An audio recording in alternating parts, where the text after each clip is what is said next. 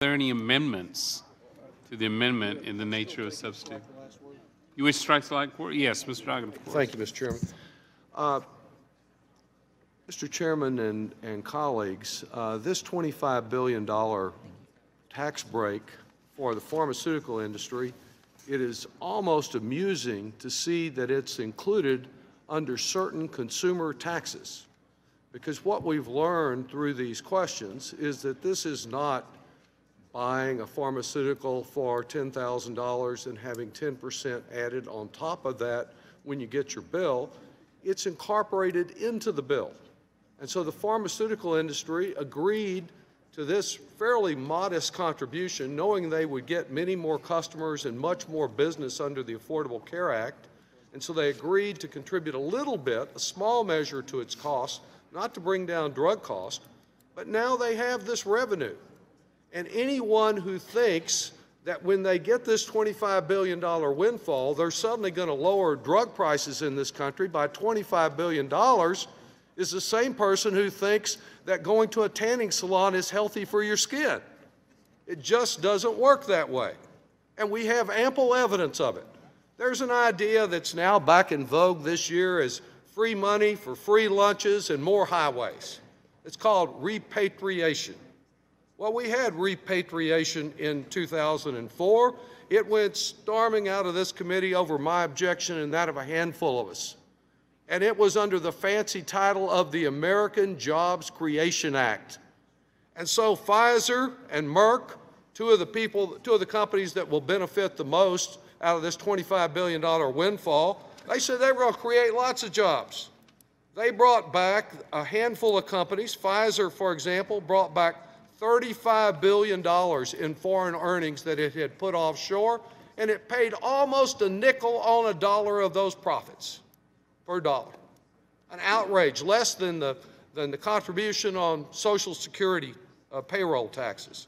And after that, Pfizer, the great job creator that got this bonanza, it didn't lower any prices. It did lower the boom on some of its workers and cut out almost 12,000 jobs in the United States as its part of job creation. And we'll see the same kind of action here. The pharmaceutical companies today devote more of their earnings to advertising than they do to research and development.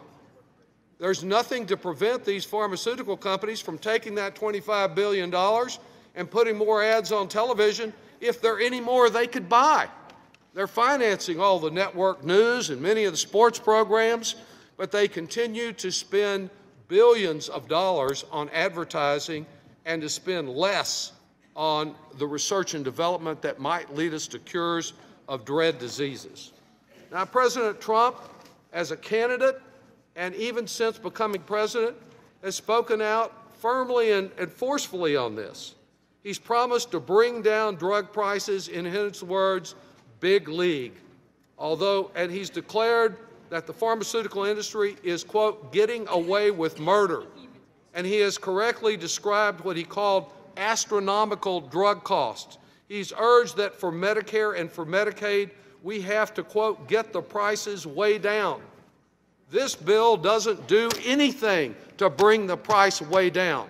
In fact, it's going to have exactly the opposite effect. It will give a $25 billion windfall to Big Pharma, but our chairman has correctly told us that they plan to pay for all of these tax bonanzas for these various industries. Well, who do you think is going to pay for it? The same people that are having to pay exorbitant drug prices today, they're going to pay for it as their Medicaid benefits are cut, as other forms of support for our seniors and for families all over this country are cut. They're the ones who are going to pay for the $25 billion windfall for the pharmaceutical industry. They get it coming and going. They get charged the highest prices in the world, and it's not just one manufacturer. It doesn't make any difference whether it's insulin or EpiPen. It doesn't make any difference whether it's hepatitis C or cancer.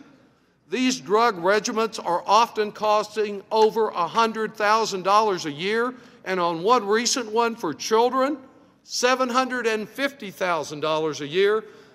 The drug companies know that people will pay a fortune in order to get well, or in many cases, just to have a few more months to cling on to life. It is wrong. We have been asking this committee to address the problem of exorbitant drug prices for months, and it has done nothing. And so finally tonight, we get their answer to the plight of American families that are victims of price gouging. The pharmaceutical industry is rewarded for that price gouging to the tune of $25 billion, which those same families will be asked to pay for. That's why this whole title must be rejected. Thank you. Are there any amendments to the amendment in the nature of a substitute?